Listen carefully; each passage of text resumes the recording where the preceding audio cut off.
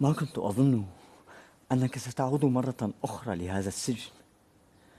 كنت على يقين بأنك ستلقى مصير رفاقك. هم ليسوا برفاقي، وما وجودي هنا إلا إثر وشاية من رجل كاذب لا يخاف الله.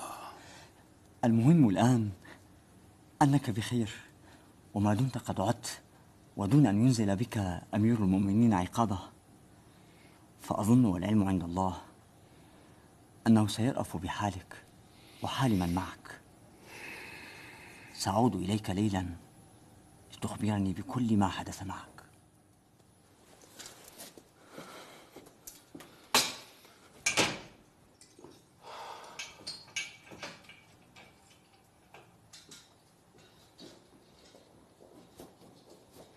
ومن قال لك أنني أريد بيع دكاني؟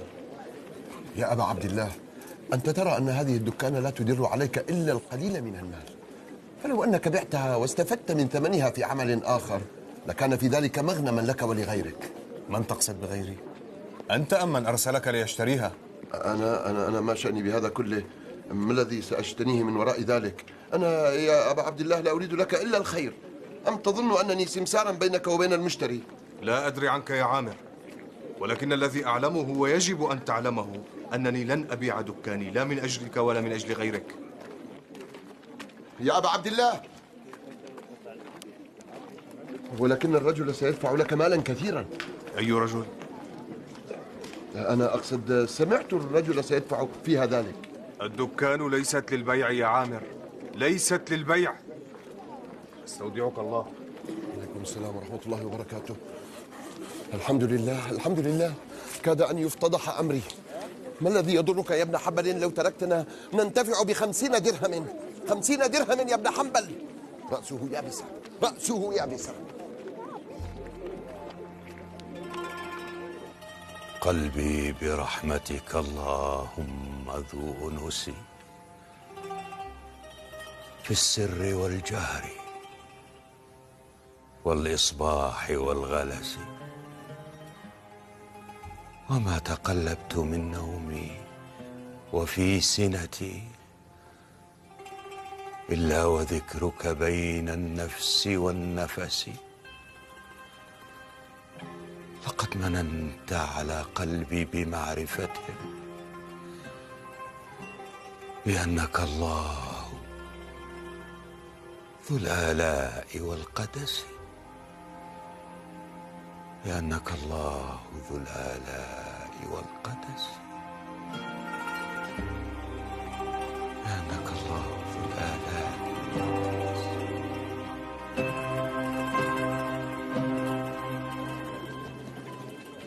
ولكن بذلت ما بوسعي يا سيدي.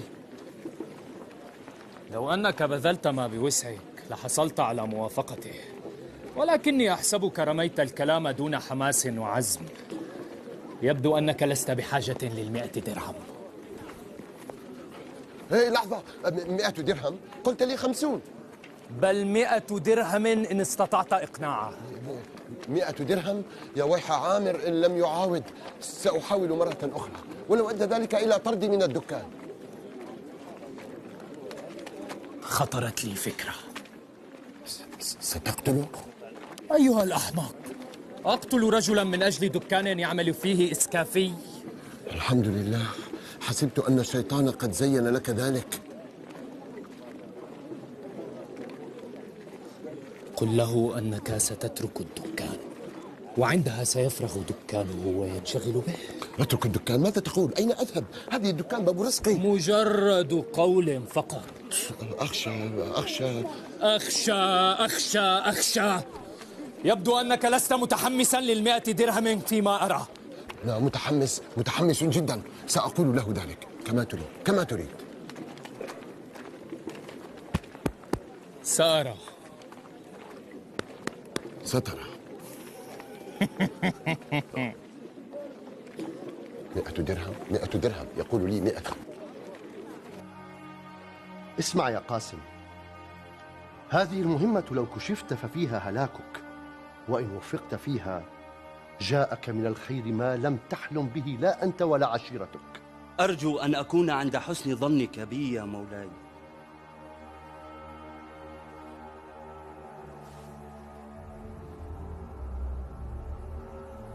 أريد أن أعرف كل صغيرة وكبيرة يا قاسم. أمرك يا مولاي. اذهب الآن واحرص على أن يظل ما اتفقنا عليه طي الكتمان، واحذر أن يكشفك أحد. أمرك يا مولاي.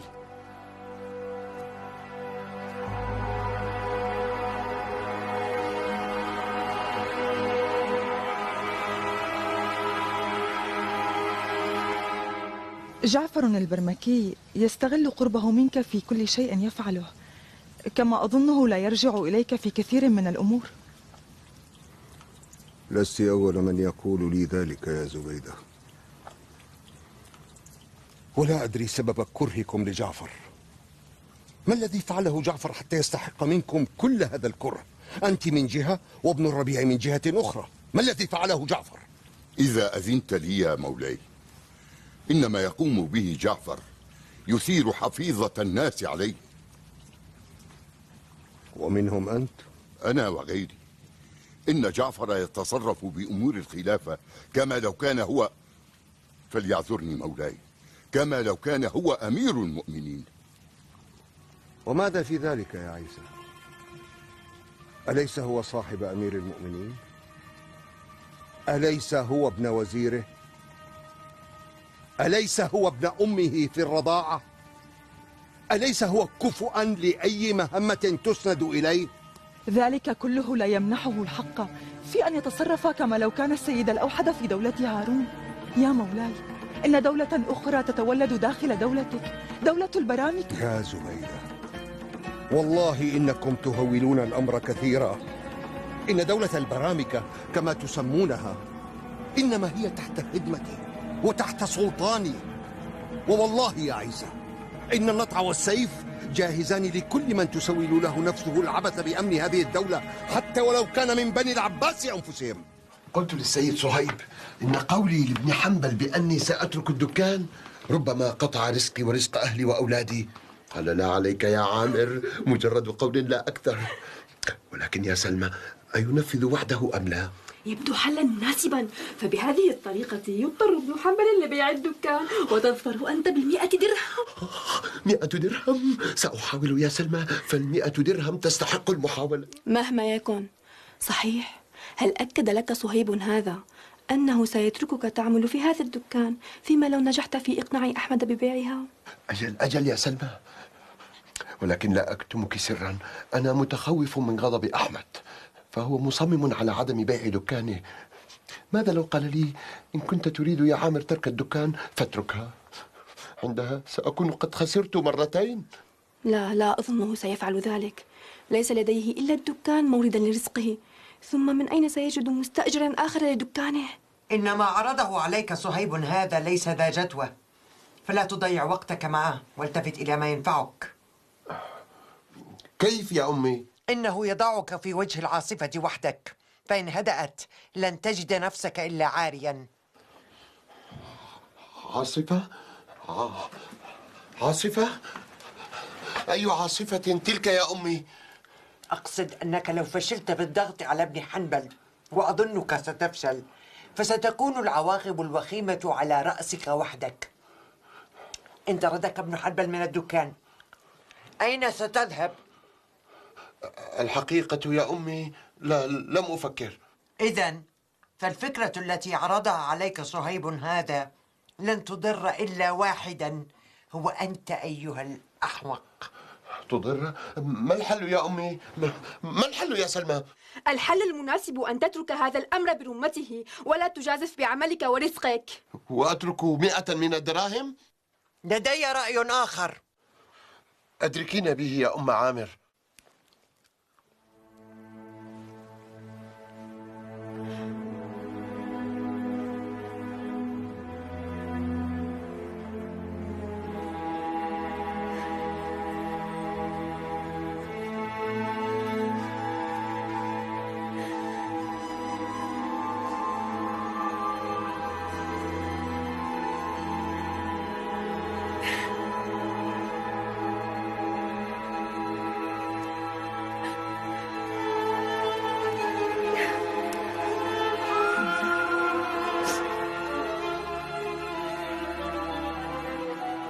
حمدة ما بك؟ إنما اشتقت لمحمد يا أمي. لم نسمع عنه خبرا منذ خروجه إلى اليمن. زوجك يا ابنتي لا يلقي عصاه منذ أن كان صغيرا، يحب التنقل، يهوى السفر. ماذا أقول أنا إذن؟ أنا التي لم تأنأ بجانبه يوما على تمامه. لا أدري ما أقول لك يا عمتي. إنني أخشى أن مكروها ألم به. يا عمتي، يضيق صدري ولا ينطلق لساني فرقا على محمد، وقلبي يحدثني أن محمدا في ضيق. استغفر الله يا ابنتي، استغفر الله واستعيذي بالله من الشيطان الرجيم. قومي يا ابنتي، قومي توضئي وصلي ركعتين واسأل الله أن يحفظ محمدا، إنه خير الحافظين. أفعل إن شاء الله. بارك الله فيك ابنتي، بارك الله فيك. تعالي تعالي يا بنيتي. تفضل تفضل، استريح. بارك الله فيك. أتدري أيها الشافعي، منذ أن عرفتك أخذتني الحيرة في شأنك. وما سبب تلك الحيرة؟ كل الذين عرفتهم في هذا السجن كانوا لا يعرفون للنوم طريقا، أما أنت فما فارقتك الطمأنينة. من آمن بقضاء الله وقدره كفاه، وما نفر من قدر إلا إلى قدر. صدقت يا شافعي، ولكن أتظن أن أمير المؤمنين قد أقنعه كلامك؟ وينجي الله الذين اتقوا بمفازتهم لا يمسهم السوء. والله ما قلت كلمة إلا صادقا، وما ظننت أمير المؤمنين ينزل العقاب بمظلوم.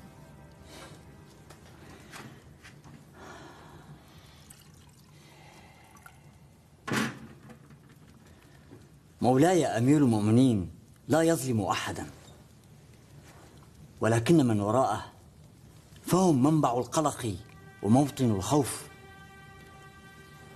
فالأدلة تحاك والتهم تلفق، وبعدها تزهق الأرواح وتقطع الرؤوس. أما أنا فقد فوضت أمري إلى الله. قل لن يصيبنا إلا ما كتب الله لنا. قليل من يدخل هذا المكان ويتعلق به قلبي، فكم ملكت علي نفسي أيها الرجل، وكم أرجو أن يظهر الله براءتك أيها الشافعي.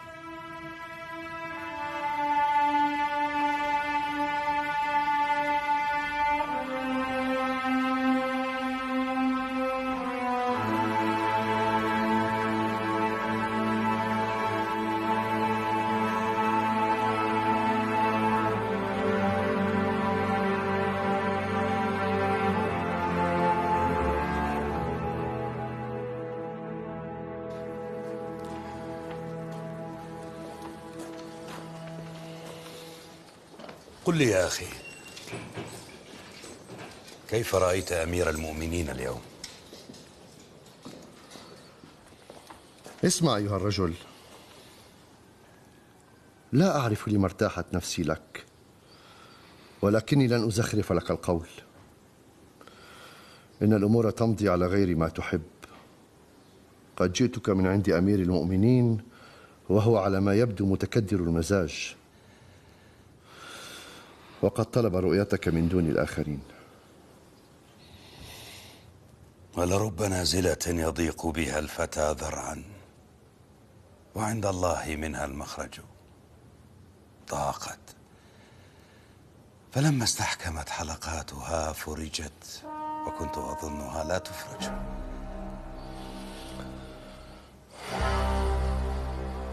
فلنمضي.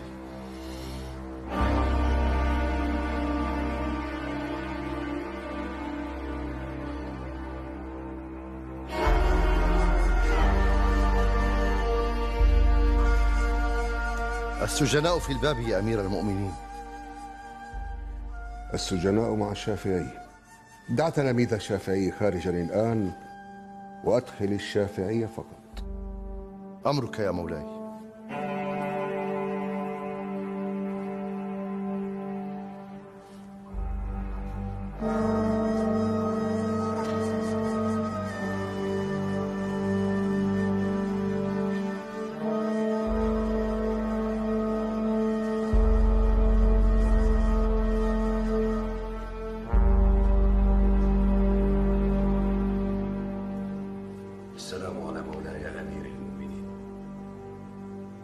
وعليك السلام يا شافعي. تفضل بالجلوس.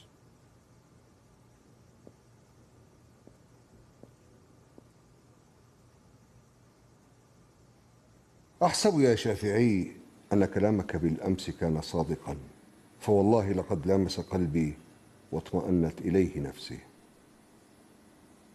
حفظ الله أمير المؤمنين وحفظ به دينه ورعيته، وإنني أشهد الله أنني لا أحمل لولي أمر المؤمنين هارون الرشيد أي ضغينة، ولا ينطوي ضميري إلا على الولاء والطاعة والإذعان لأوامره.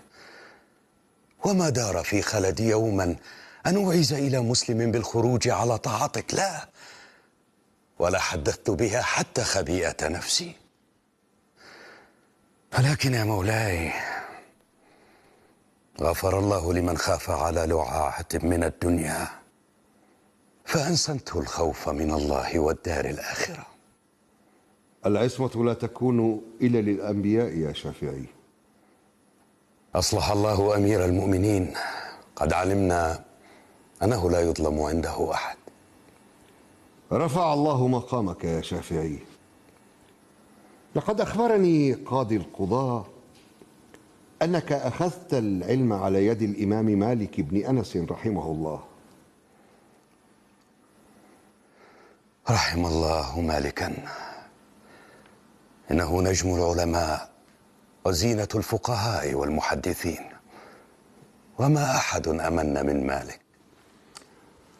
أخبرني عن علمك بكتاب الله يا ابن إدريس. عن أي علومه تسألني يا أمير المؤمنين؟ عن حفظه فقد حفظته ووعيته بين جنبي، وعرفت وقفه وابتداءه وعدده، وعرفت أيضا مكيه ومدنيه، وناسخه ومنسوخه، وليليه ونهاريه، وما خُطب من العام يراد به الخاص، وما خُطب من العام يراد به العام. والله يا ابن إدريس لقد أثلجت صدري. فكيف علمك بالنجوم؟ إني لا أعرف منها البري والبحري والجبلي والسهلي والفيلوج والمصبح، وما يجب معرفته. والأنساب؟ إني لا أعرف أنساب اللئام وأنساب الكرام، ونسبي ونسب أمير المؤمنين. الله ربي، الله ربي، لا أشرك به أحدا. هل من عظة تعظ بها أمير المؤمنين؟ دع الأيام تفعل ما تشاء، وطب نفسا إذا حكم القضاء، ولا تجزع لحادثة الليالي، فما لحوادث الدنيا بقاء. وكن رجلا على الأهوال جلدا، وشيمتك السماحة والوفاء. وإن كثرت عيوبك في البرايا، وسرك أن يكون لها غطاء، يغطى بالسماحة كل عيب، وكم عيب يغطيه السخاء.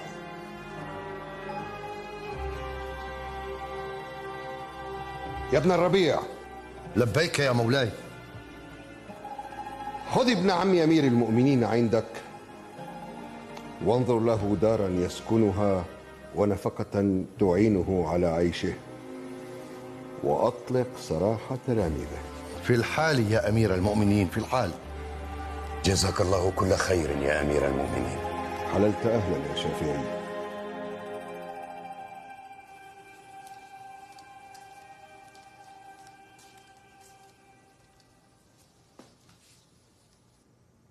يا أمير المؤمنين، لي عندك طلب قبل أن أخرج. قل يا شافعي، وبإذن الله طلبك مجاب. ها أنا ذا خرجت من سجنك بعد أن دخلته مظلوما، فمن الله علي بالفرج وأظهر براءتي لك، ولكن أخشى أن في سجنك مظلومين لم يبلغهم عفوك ولم يشملهم صفحك، فتفقد أحوالهم يا أمير المؤمنين.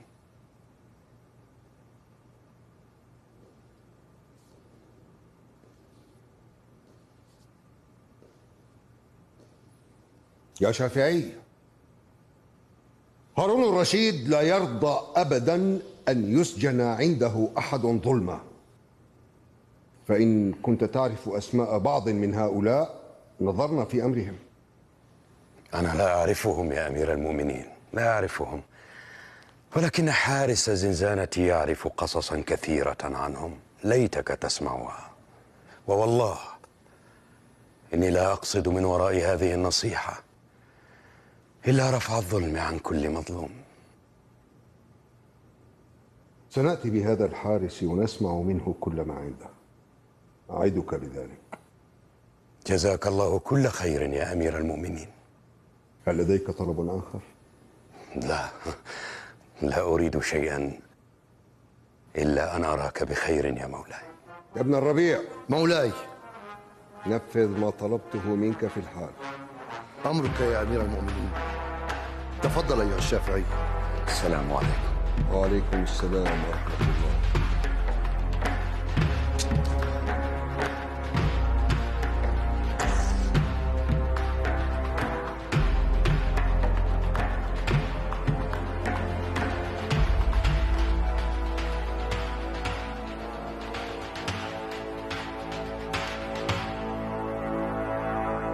فسأل الصحابة: يا رسول الله، هل نرى الله عز وجل يوم القيامة؟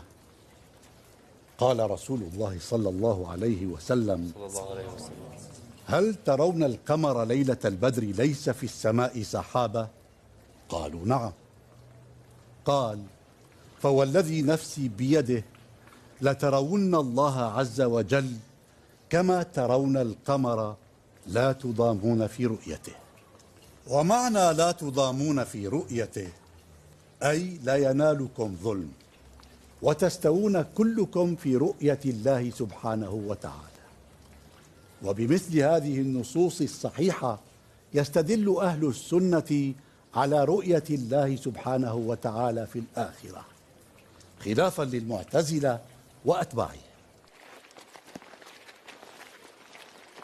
ألا ترون معي أن متن الحديث الذي ذكره شيخنا اليوم يتعارض مع صريح القرآن؟ فقد قال موسى عليه السلام: ربي أرني أنظر إليك، فأجابه تعالى: لن تراني. غفر الله لك يا أبا عبد الرحمن. تستدل بهذه الآية إلى نفي الرؤية، وهي حجة عليك لا حجة لك. حجة علي؟ كيف ذلك؟ المقصود بقوله تعالى لن تراني يعني في الدنيا لن تثبت لرؤيتي، أما في الآخرة فقد أشار إلى تحقق الرؤية صريح القرآن الكريم. قال تعالى: وجوه يومئذ ناظرة إلى ربها ناظرة. لا أدري، ربما تكون على حق. أستودعكم الله. في أمان الله. في أمان الله. هل تذهب معي إلى دكان مروان؟ لا، اذهب أنت، لدي شيء أفعله. الحق يا شيخي أنني لم أستطع الرد عليه. لعلك خفت؟ لا، لم أخف، ولكنك لا تعرف ابن حنبل هذا. إنه من خيرة طلبة العلم، حافظ لحديث رسول الله واسع الاطلاع، صاحب حجة ولا يتكلم إلا بدليل. خشيت أن لا أكون له ندا في المحاورة، فسكت. حسنا فعلت. لا أكتمك سرا يا شيخي أن كلام ابن حنبل وقع مني موقعا حسنا. كانت حججه في إثبات وقوع رؤية الله تعالى في الآخرة مقنعة، بل مقنعة جدا. أي آية تقصد؟ مما احتج به قوله تعالى: وجوه يومئذ ناظرة إلى ربها ناظرة.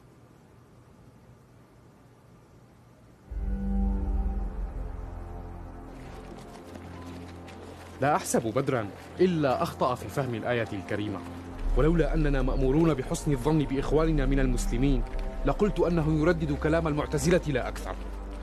صديقك على حظ وافر من الصواب. كيف ذلك يا ابن دؤاد؟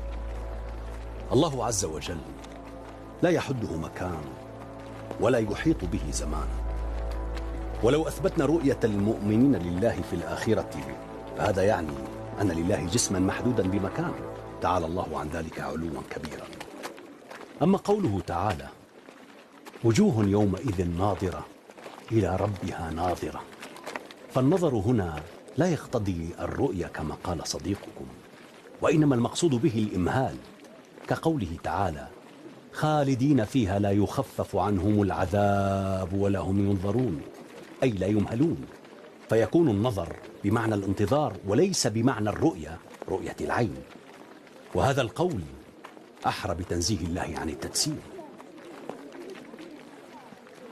أعوذ بالله من مقالة السوء هذا لي لأعناق النصوص يا ابن أبي دؤاد، وخروجا بالكلام عن ظاهره. لم يقل بذلك أحد من السلف، لا وبل فيه من التهافت ما لا يخفى. هدئ من روعك يا ابن نوح، هدئ من روعك يا أخي، اجلس ودعني أسمع رأيك. أستغفر الله العلي العظيم. أولا، من قال إن النظر لا يقتضي الرؤيا، ثم انظر إلى قوله تعالى بعد بسم الله الرحمن الرحيم: وإذ فرقنا بكم البحر فأنجيناكم وأغرقنا آل فرعون وأنتم تنظرون. ثم إلى قوله تعالى: قد خلت من قبلكم سنن فسيروا في الأرض فانظروا كيف كان عاقبة المكذبين. والآيات في ذلك كثيرة وكلها تقتضي الرؤية. أما القول إن معنى قوله تعالى إلى ربها ناظرة يعني منتظرة، فهذا جهل في لغة العرب، فقد خلطوا بين نظرت إلى الشيء ونظرت للشيء، فقولك نظرت إلى الشيء لم يكن ذلك إلا بالعين. أما قولهم إن ذلك أحرى بتنزيه الله عن التجسيم، فأقول نحن أهل السنة ننزه الله كما علمنا أن ننزهه بلا تعطيل أو تشبيه أو تجسيم، فنحن نثبت لله ما أثبته لنفسه وما أثبته رسوله محمد صلى الله عليه وسلم في سنته الصحيحة، فلله الأمر وما علينا إلا السمع والطاعة. لذلك فإن حجج من أنكروا النظر لوجه الرحمن يوم القيامة واهية وباطلة بصريح الكتاب والسنة الصحيحة، فهي تناقض الآيات والأحاديث الصحيحة، وتمسك هؤلاء بمنطقهم الفاسد سيضر بهم أولا وبعوام المسلمين ثانيا أكثر. ولا أحسب بدرا إلا ضحية الآراء المنحرفة للمعتزلة وأمثالهم من أهل البدع والضلالة. كلامك يجانب الصواب يا ابن نوح.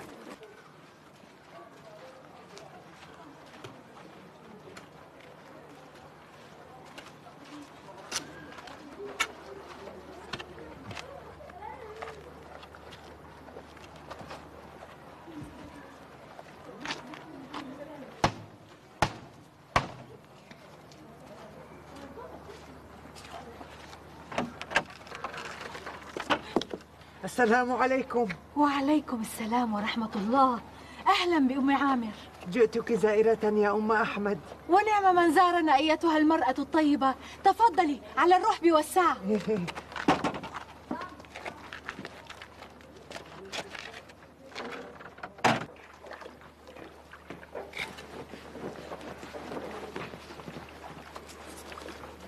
حنظلة، أحضر ما تبقى عندك من ثياب لتنظفها هذه المأفونة. لا أريدها أن ترتاح أبدا. وبعد أن تنتهي من الثياب اجعلها تنظف البسط والسجاد. هل فهمت؟ فهمت. وإياك أن تغيب عن عينك لحظة واحدة، فهي داهية ماكرة. سأفعل يا زمردة، سأفعل. سأدخل لأرتاح.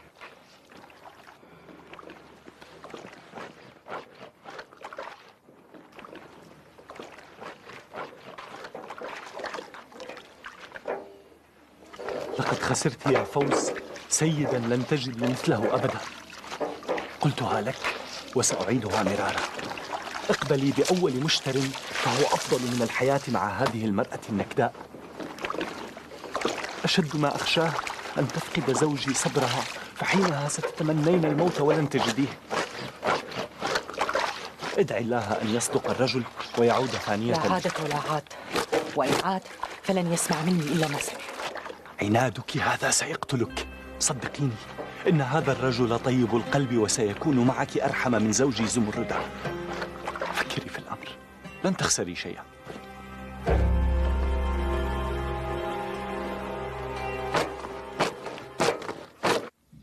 كان الله في العون يا أم أحمد. إن تكاليف المعيشة أضحت صعبة، ركود في الأسواق وغلاء في الأسعار، ولا حول ولا قوة إلا بالله. لا حول ولا قوة إلا بالله. إن ابني عامر يخرج كل يوم إلى عمله في الدكان من شروق الشمس حتى مغيبها، ولا يعود آخر النهار إلا بما لا يكاد يسد الرمق. لولا تشجيعنا لترك العمل في الدكان منذ زمن. ولما يترك العمل في الدكان؟ وماذا سيعمل إن هو تركها؟ قلت له ذلك، قال إنه يفكر في إيجاد عمل آخر يدر عليه مالا، لولا أنه مدين لكم بأجرة يحاول سدادها لترك الدكان منذ زمن. إيه، كان الله في عون العباد يا أم عامر. أخبرني عامر أن رجلا جاء إليه يريد شراء الدكان، يحسبها ملكا له، لكنه قال له إنها ملك لابن حنبل. هل عرض عليكم أحد شراء الدكان؟ لا، لم أسمع هذا الكلام إلا منك الآن. ربما كان قد عرض الأمر على ولدك أحمد حفظه الله ونسي أن يخبرك.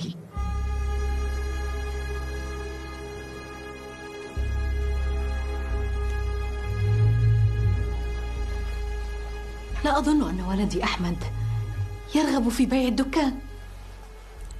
وما الذي يمنعه؟ إنها لا تكاد تعود عليكم بشيء يذكر.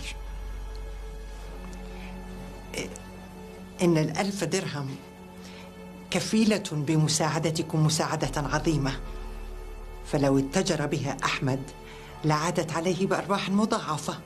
في غضون عام 1000 ستصبح 2000 وال2000 5. أي 1000 درهم تقصدين؟ 1000 درهم التي عرضها الرجل ثمنا لشراء الدكان.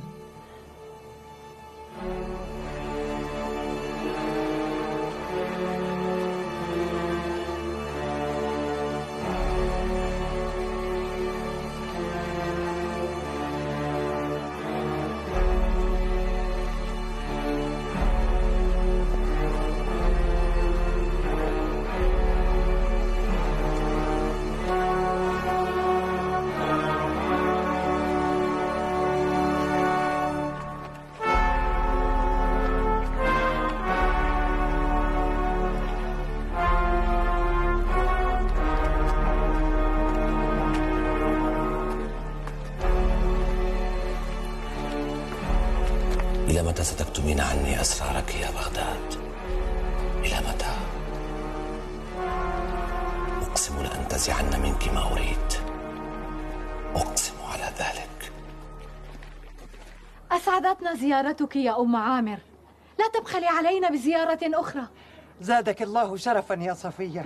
وددت لو أزورك كل يوم، ولكن كما ترين وهن العظم مني. أطال الله عمرك يا أم عامر. أراك بخير. وأنت بخير، بأمان الله. مع السلامة.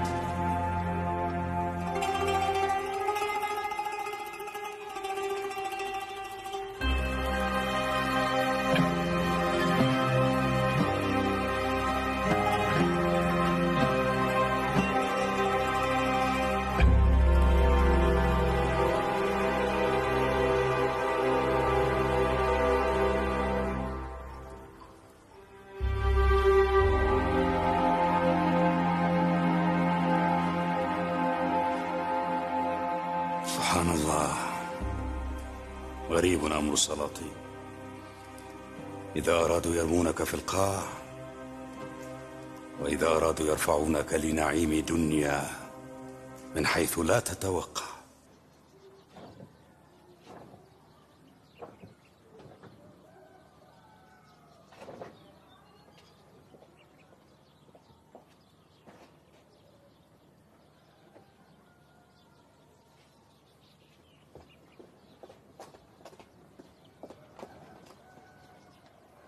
لم تخبرني أن الدكان جاءها مشتر. لم أرى الأمر مهما، فلم أرد أن تشغلي بالك به. وكيف لا يكون مهما والرجل قد دفع لك 1000 درهم؟ من أخبرك بذلك؟ إذن أخبرتك أم عامر. أجل، هي من أخبرتني. ولكن دعك من أم عامر وابنها وقل لي، أصحيح أن الرجل قد دفع لك 1000 درهم ثمنا للدكان؟ هذا صحيح يا أمي، ولكن الدكان أبي ليست للبيع. أيفرط أحد في مورد رزقه لقاء نقود ما أن يحول عليها الحول حتى تكون قد نفذت؟ 1000 درهم إن وظفتها في تجارة رابحة فكيف لها أن تنفذ؟ هذا لو كنت أفهم في التجارة يا أمي، فما بالك وأنا لا أفهم في أصولها شيئا. فقد أنفقت عمري في حلقات الدرس. إن للتجارة أهلها وأنا لست واحدا منهم. الرأي رأيك يا ولدي، فأنت رجل البيت، وأنا لن أقدم على أمر أنت لست براض عنه. ولكن ها نحن نتناقش من أجل أن نصل إلى الرأي الصواب، وأنت ليس لك من الدكان سوى الاسم. فمنذ أشهر لم تعد عليك بدرهم واحد، وأنت على الرغم من اشتغالك بالعلم تضطر أحيانا إلى العمل من أجل أن تؤمن لنا نفقة البيت. وغدا إن ترك الإسكافي الدكان فستبحث عن مكتر آخر، ربما تجده في يوم وربما لا تجده في سنة. فلم هذه المشقة يا بني؟ وأنا لن أسمح لك بالعودة إلى العمل والانشغال عن العلم أبدا. أما قولك إن الدكان لم تعد علينا بدرهم واحد منذ أشهر فذلك صحيح، لأنني رأيت إنذار عامر في عسرته، وأخشى أنه يماطل في دفع أجرة الدكان لغرض في نفسه يخفيه ويدفعنا دفعا لبيعه. ولكن إن أردت بيع الدكان فلن أخالف أمرك، أما إذا أردت رأيي فأنا لا أوافق أبدا على بيعها، والقرار قرارك. والآن إذن لي، فلدي أمر مهم يجب أن أقضيه. كما ترى يا ولدي، رافقتك السلامة.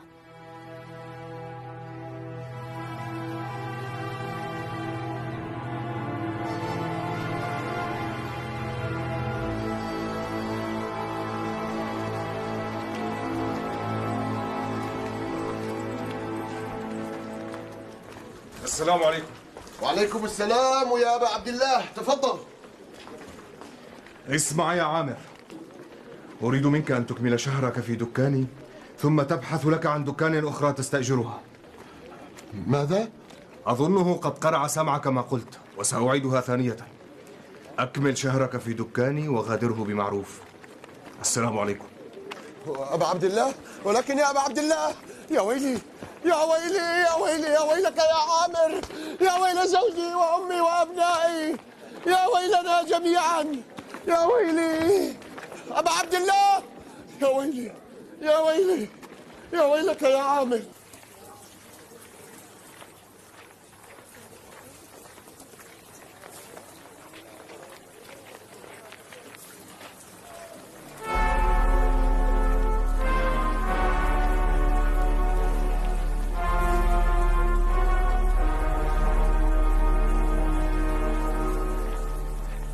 يا أحمد، أنا عمك وأحرص الناس عليك، وأنت تصر على حمل مشاغل الدنيا وحدك. لا أعلم لما لا تبوح بما يشغل بالك. أنت قلتها يا عم، أنت أقرب الناس إلي، ولو كان هناك ما تستطيع أن تساعدني به فلن أطلبه إلا منك. غاية الأمر أن أمي تفكر في بيع الدكان، وأخشى إن طالت معارضتي لرأيها أكون قد عقبتها. إن أردت كلمتها وأقنعتها بعدم بيعها. لا، هو رأيها وقرارها ولن أخالفها. طردوني من الدكان، طارت معه أحلامي، هذا ما لم تحسب حسابه يا عامر. يا ويلي يا عامر، ماذا سيفعل لك صهيب هذا؟ يا ويلي، سحقا للطمع، سحقا للطمع. ألا تجلس يا رجل وتدعنا نفكر بهدوء؟ أجلس وبهدوء؟ لا تقلقي، غدا سنجلس معا نحصي ذرات تراب أرض بغداد بعد أن باع أحمد دكانه. لا تقلقي. كفاك والولة كالنساء. اجلس أيها الأحمق ودعني أفكر لك في حل.